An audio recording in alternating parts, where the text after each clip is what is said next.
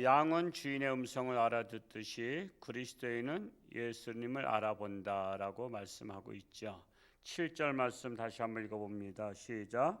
그러므로 예수께서 다시 이르시되 내가 진실로 진실로 너희에게 말하노니 나는 양의 문이라. 예수님은 자신이 양의 문이라고 말씀하고 있습니다.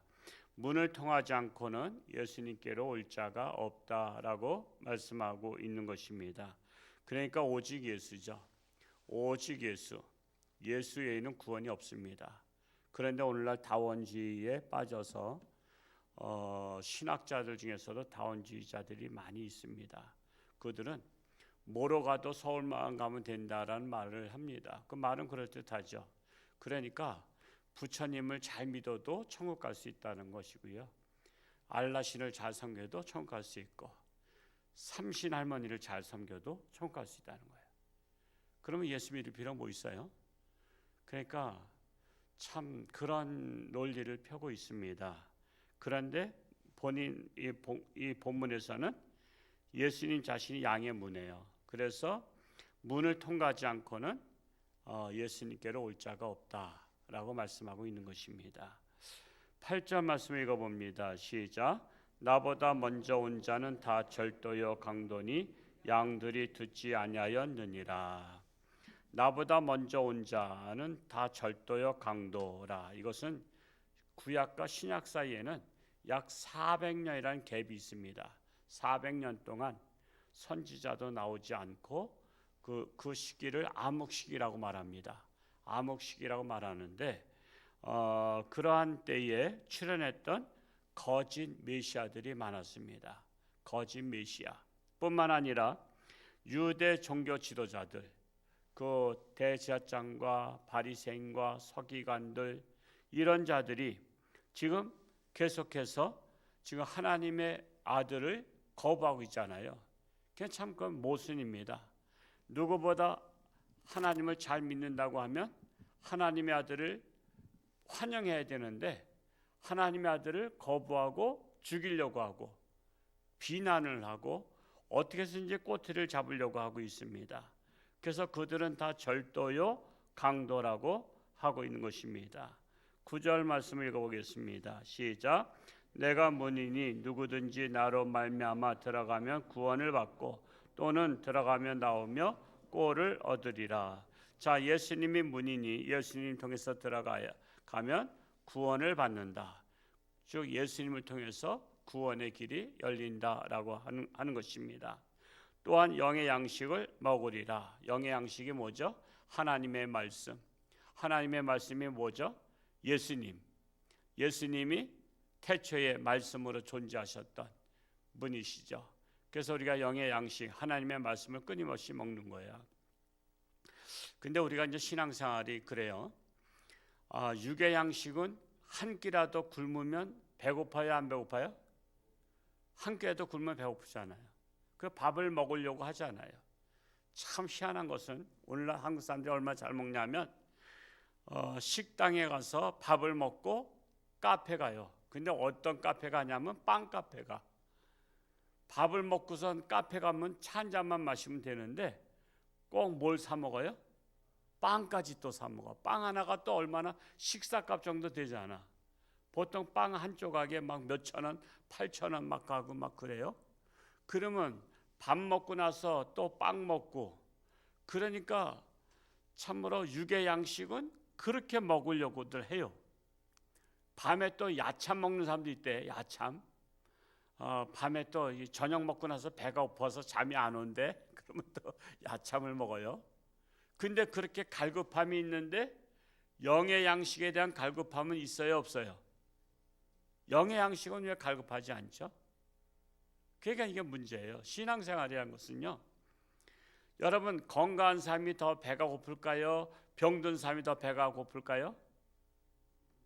건강한 사람이 더 배고픈 거 아시죠? 건강한 사람은요 계속 에너지를 소비하기 때문에 계속 먹어야 돼. 그래서 여러분 운동선수들이 많이 잘 먹잖아요. 그것처럼 병든 사람, 환자는 그렇게 배고프지 않아. 입맛도 없고 밥맛도 없어. 근데 건강하면 입맛 밥맛 다 좋아. 그것처럼 신앙인도 건강한 신앙인 되면 영의 양식이 꿀송이보다 더 달아. 근데 영의 양식이 꿀송이보다 더 달지 않다는 것은 그건 건강하지 않다는 거예요. 건강하면요, 말씀이 은혜스러워요. 말씀 보고 또 보고 그냥 말씀 어떻게든지 그냥 은혜 받으려고 하고 막 그런다고요. 그러니까 여러분 상태가 스스로들 아실 수 있어요. 나는 건강한 신앙인가 병든 신앙인가. 여러분 병든 신앙인은 정말 뭐든지 다 힘들죠. 그래서 귀찮아. 여러분 병들면 귀찮은 거 아시죠? 만사가 귀찮아. 그리고 참 뭐든지 안 하고 싶어. 그냥 가만히 있고 싶고 그냥 집에서 누워 있고 싶고 침상에서 뒹굴고 싶어. 이 교회도 그래요. 교회도 하나님의 일이라는 것을 왕성하게 하고 싶은 사람이 있는가 하면 그냥 모태 신자가 있어. 모태. 전 더 못해요. 그래요. 그러면은 신앙 상태를 볼 수 있는 거예요. 신앙 상태를. 어제도 전도를 이렇게 몇 분 안 나갔지만은 제일장로교회는 이제 교회 거기가 이제 시내니까 그 앞에다가 아예 천막을 쳐놓고서는 뭐 보니까 컵에다 붙인 게 뭐에다가 뭐 여러 가지를 넣어서 봉지를 하나씩 주는데 저도 받아봤어요. 도대체 제일장로교회는 뭘 주는가 해서 받아봤습니다만 거기는 어르신들이 많이 나오셨더라고요. 어르신들이 한 20여 명이 나와서 해요. 저는 우리 교회 어르신들도 그냥 나와서 좀 이렇게 봉사하고 그러면 좋겠어요. 어르신들도 그냥 어르신들이 어르신 상대하기 좋잖아요. 같이 우리 홍천에 어르신이 많잖아요. 나이가 많은 분들이 많다고. 그러면 같이 공감할 수 있는 어르신들이 나와서 같이 전도하고 그러면 얼마나 좋겠어요. 근데 나는 안 한다고 생각해요. 여러분 전도는요 죽을 때까지 하는 거예요. 주님 앞에 갈 때까지. 그런 의식이 있어야 돼요. 의식이. 왜? 나 같은 사람도 누가 전도했기 때문에. 여러분 교회라는 것은요 스스로 나온 사람이 없어요. 왜냐하면 교회가 있기 때문에 나온 거예요. 그렇죠? 여러분 교회가 없으면요 교회 나갈 수가 없잖아. 근데 그 교회를 줬단 말이야. 그 지역에. 그러기 때문에 나온 거지만 그게 스스로 나온 건 아니에요. 다 교회가 끌어당긴 거라고. 나오라고 끌어당겼다고. 여러분 그 꿀벌이 꽃을 찾아가는 거예요. 꽃이 꿀벌을 찾아가는 거예요.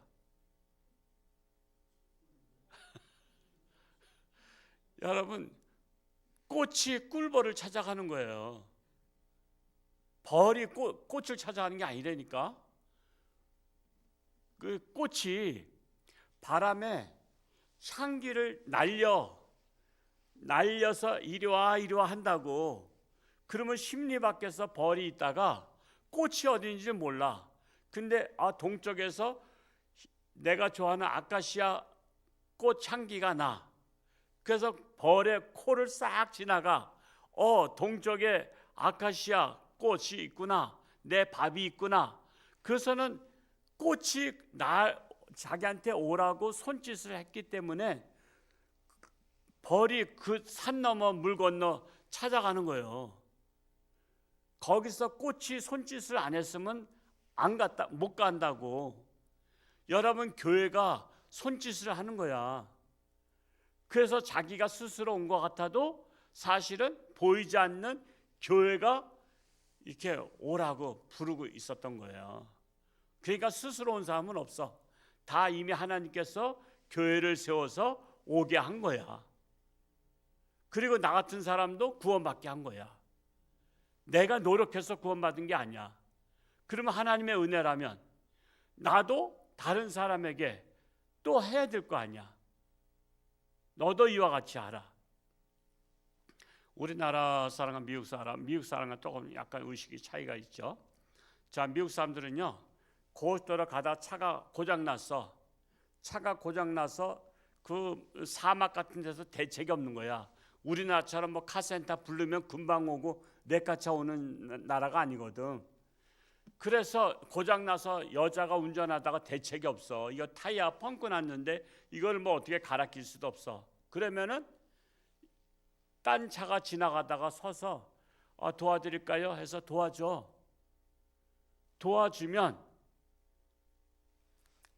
내가 어떻게 신세를 갚아야 될 텐데 뭐 어떻게 뭐 연락처 달라고 내가 지금 얼마 수고비 드리겠다 했더니 너 땡큐 그러면서 당신도 다른 사람이 어려울 때 도와주라 이거야. 나한테 갚지 말고 당신도 도와주라 이거야. 그렇게 하는 거야. 그러니까는 신세진 사람한테만 갚는 게 아니라 나도 누군가에게 하는 거야. 그래서 누군가가 나를 전도했으면 나도 구원받았으니 누군가를 또 전도하는 거야. 여러분, 우리나라에서 남을 도와줬다가 재벌된 사람이 누군지 아세요? 옛날에 인천 쪽에 차가 외국 사람이 가다가 차가 고장났어. 그랬더니 한 남자가 트럭인가 타고 가다가 그 차를 고쳐줬어. 그랬더니 막 뭐 달라는 거야. 뭐 저기를 그 사람이 미군 병사인가 그랬어요. 미군 장교인가 그랬어요. 장교. 그래서 뭐 명함 하나 달라는데 명함 없다. 연락처. 됐다고 그래도 하도 달라 그래서 신세를 갖겠다 그래서 연락처를 줬어요. 그때 한번 만나자고. 그러니까 너무 고마웠어. 아무도 뭐 길거리에서 대책이 없는데 옛날에 60년대인가 70년대에 대책이 없잖아요. 카센터도 없고. 그런데 도와줬어. 그 도와줘가지고서는 이제 만났더니 이분이 미군 부대야. 인천인가 거기에 이제 미군 부대 있을 때 연안부두 쪽에 그 부대가 있었거든요. 그 부대에서 내가 당신을 위해서 도와줄 게 뭐냐 했더니 가보니까 고철이 쌓여 있는 거야. 고철. 옛날에는 고철이 굉장히 귀한 거 아시죠? 저희도 어렸을 때는 엿을 먹기 위해서 새부치 주스러 다녔다고. 그랬더니 이 사람이 고철을 보는 눈에 화나가지고서는 그 부대에 있는 고철들을 자기가 가져갈 수 있도록 해달라는 거야. 했더니 이 부대의 장교가 너무 고마운 거야. 왜? 고철들을 쌓아놓고서는 어디다 버릴 데가 없어. 땅에 묻자니 그렇고. 그 고철을 쌓아놓은 곳을 이 사람이 갔다가 뚜덕뚜덕거려서 고치고 막 하면서 이걸 써가지고서는 돈을 벌어서 고철로 돈을 벌어서 우리나라 인류 기업이 된 사람이 누군지 아시는 분 이름 대보세요. 누구야?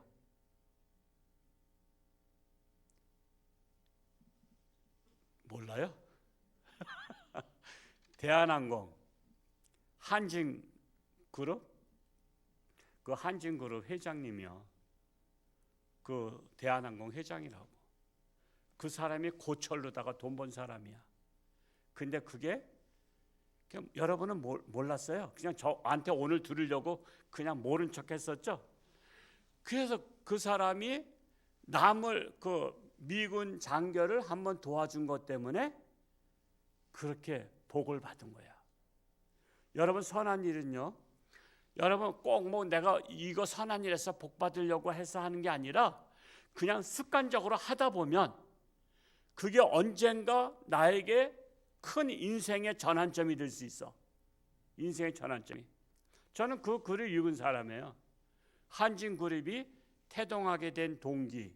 그래서 장교를 만나서 자동차를 고쳐준 것 때문에 신세 간다고 해서 고철을 달라 그래서 그 폐기물을 갖다가 그 부자가 된 사람. 그걸 해서 기업이 돼가지고 대한항공이 온 거라고. 그러니까 여러분, 우리가 하는 자그마한 그 선한 일이 그게 30배, 60배, 100배, 1000배의 복을 받을 수 있는 그러한 길도 된다니까. 근데 그걸 생각하면서 하다 보면 안 올 수도 있어. 그냥 우리는 하나님의 사람이니까 나는 선한 일을 위해서 지음을 받은 자니 나는 내 앞에 어려운 일이 있으면 내가 항상 해결사가 되고 할 수만 있으면 도와준 사람이 되겠다. 그런 마음의 자세로 하면 때가 되면 하나님께서 복을 주신다는 사실입니다.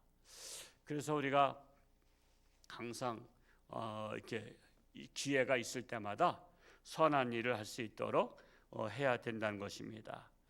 우리는 하여튼 항상 영의 양식, 건강한 사람은 하나님의 말씀을 늘 사모하고 말씀을 듣고 말씀을 묵상하고 말씀을 또 나눠주고 이게 한다는 것입니다. 10절 읽고 마치겠습니다. 10절 시작. 도둑이 오는 것은 도둑질하고 죽이고 멸망시키려는 것뿐이요 내가 온 것은 양으로 생명을 얻게 하고 더 풍성히 얻게 하려는 것이라. 도둑과 예수님의 차이가 있죠. 도둑은 예수님 당시의 종교 지도자들, 사이비 교주들, 이들은 그들에게 빠져서 멸망시키려고 하는 자들입니다. 그런데 예수님은 생명을 얻게 하고 더 풍성히 얻게 하라는 것이다 라는 거예요. 오늘날 이단과 정통교회의 차이가 있죠. 이단들은요 거기에 빠져서 재산을 다 바치게 하잖아요. 재산을 다 바치게. 옛날에 부천에 그 소사에 뭐가 있었죠? 무슨 촌? 신앙촌. 박대선 장로, 문선명 다 그 같은 비슷한 또래들입니다. 그 당시에 악령을 받은 거야. 악령을 받으니까 교주가 된 거야. 교주가 돼가지고 신앙촌에 다 들어오게 해서 재산을 다 바치게 했어.